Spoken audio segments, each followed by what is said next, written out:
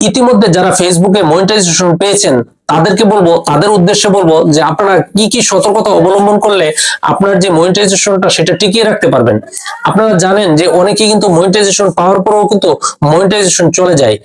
ব্যক্তিগতভাবে আমি কিন্তু আমার অভিজ্ঞতা থেকে বলতে পারি যে আমার কিন্তু 2টা পেজের মনিটাইজেশন চলে গিয়েছে, এবং ওই 2টা পেজের মনিটাইজেশন চলে যাওয়ার মূল কারিগরই কিন্তু ছিলাম আমি। কারণ হচ্ছে আমি ভুল করার কারণে কিন্তু ফেসবুক আমার মনিটাইজেশন গুলা নিয়ে গেছে। এখন কি কি ভুলগুলা করেছিলাম বা আপনারা সেই ভুলগুলো যেন না করেন তার জন্য কিন্তু আজকের এই ভিডিওটি। তো আপনারা মনোযোগ সহকারে শুনবেন যে আপনার মনিটাইজেশন কিন্তু যখন একটা রিলস ভিডিও বা অন্যান্য ক্ষেত্রে যখন ভিডিও ব্যাপক পরিমাণ ভাইরাল হয়, যেহেতু আগে পার্ট পার্ট ছিল অ্যাডস অন রিলস, ওইগুলা তখন কিন্তু অ্যাডস অন রিলস এর সেটআপটা দিয়ে দিয়েছিল। তো এইভাবে কিন্তু পর্যায়ক্রমে আমি ইনস্ট্রিম অ্যাড এর সেটআপও পাই, সবকিছু পাই, স্টার পাই, সবকিছু পাই। কিন্তু আমার সেটআপ পাওয়ার পরেও কেন মনিটাইজেশন চলে গেল? সেটআপ পাওয়ার পরে মনিটাইজেশন চলে গিয়েছিল এই কারণেই যে আমি ওই ভিডিওগুলোর মধ্যে, অনেকগুলো ভিডিওগুলোর মধ্যে কিন্তু আমি বিভিন্ন ধরনের মিউজিক এড করেছিলাম। এটা ছিল একটা প্রধান কারণ।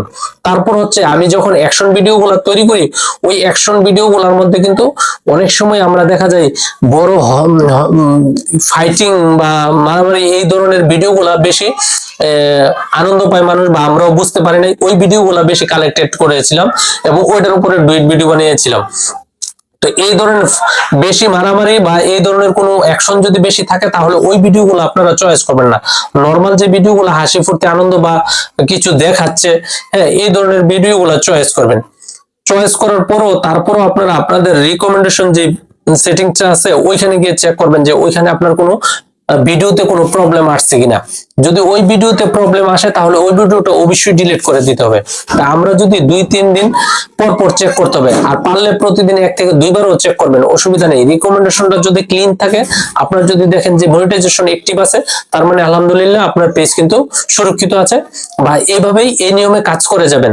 আপনারা যদি জেনে না বুঝে যে কোনো ভিডিও নিলেন, রিঅ্যাকশন বানালেন, সেই ভিডিওটা আপলোড করলেন, তাহলে কিন্তু আপনারা বিপদের মুখে পড়বেন। আরেকটা বিষয় হচ্ছে যে অনেক ভাই বন্ধুরাই আছে রিঅ্যাকশন ভিডিও তৈরি করতে গেলে ওই ভিডিওর যে মেইন সাউন্ডটা, সেই সাউন্ডটা রেখে দেয়। এই সাউন্ড রেখে যদি আপনারা কাজ করেন, ধরে রাখেন যে আজ না হয় কাল আপনার পেজ কিন্তু মনিটাইজেশন চলে যাবে। এখন বলবেন ভাই বা অন্যরা কিভাবে বানায়? অন্যরা অনেক সতর্কতা অবলম্বন করে 2-3 সেকেন্ড, 4 সেকেন্ডের মধ্যে 5 সেকেন্ডের মতো রাখে, তারপর তার ভয়েসটা দেয়।